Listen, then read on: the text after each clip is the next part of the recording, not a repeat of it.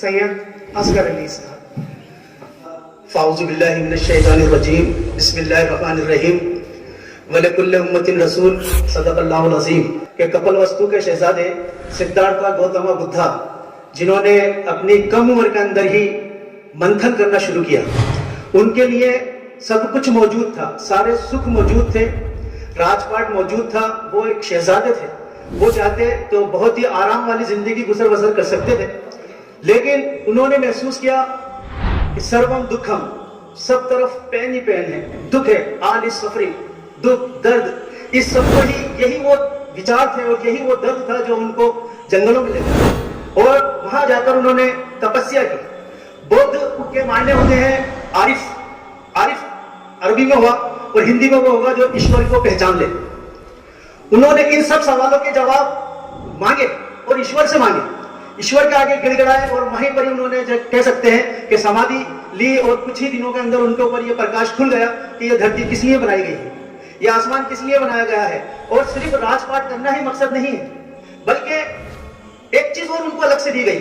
और मुझे ये कहते हुए कोई शर्म महसूस नहीं हो रही है कि वो ईश्वर के अवतार थे, ईश्वर की एक खास नॉलेज उनके पास मौजूद थी, और उसी नॉलेज और उसी रोशनी को लेकर जब वो आए तो ये हिंदुस्तान, ये भारत जो है वो ज्योतिमय हो गया।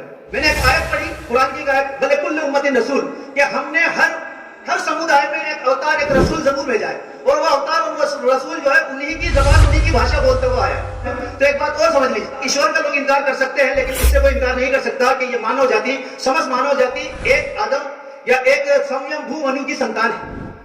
संयमभू मनु यानी खुद से पैदा किया गया मनु, और शत्रुपा, वो शत्रुपा जो कि जितने भी मानव है उन सबकी माँ है, और जिसे हम आदम हव्वा कहते हैं। ये सभी लोग जो है आदम और हव्वा की संतान है। हम सब जो है मानव जाति एक ही पैर की संतान है, ये बात सत्य है।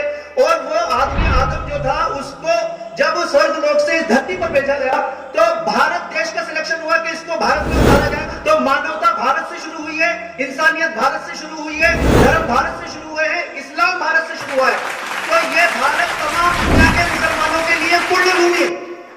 हमारे लिए जन्मभूमि हो सकती है, कर्म भूमि हो सकती है, क्योंकि हमारा जन्म यहाँ हुआ, हमें यहाँ कर्म करने हैं, लेकिन पूरी दुनिया के मुसलमानों के लिए खासकर ये भारत पुण्य भूमि है, मुकद्दस जमीन है, क्योंकि उनके पहले अवतार, पहले नबी, पहला इंसान भारत के अंदर उतरा।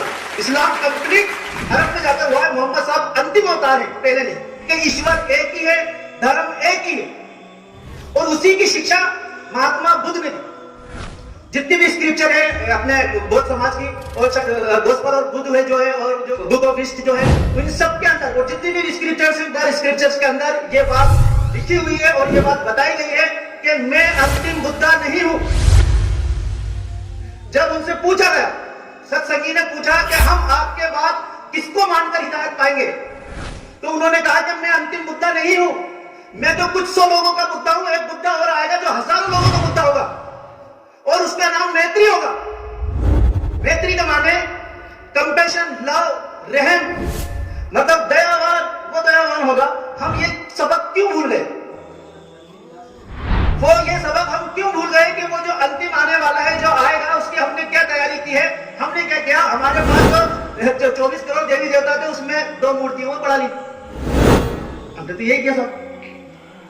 तो इस बात को हम समझे कि जो महात्मा बुद्ध की शिक्षाएं थी और जो कि स्क्रिप्चर्स में मौजूद है, उसका हम मुताला करेंगे कि अंतिम बुद्धा कौन है, या कौन से समय काल में आ सकता है, उसके लिए हमारी क्या तैयारी है। उसका नाम मैत्री है, तो वो ये अर्थपूर्ण नाम क्यों रखा गया है, और ये दयावान और ये रहम वाला व्यक्ति दुनिया में कौन हो सकता है।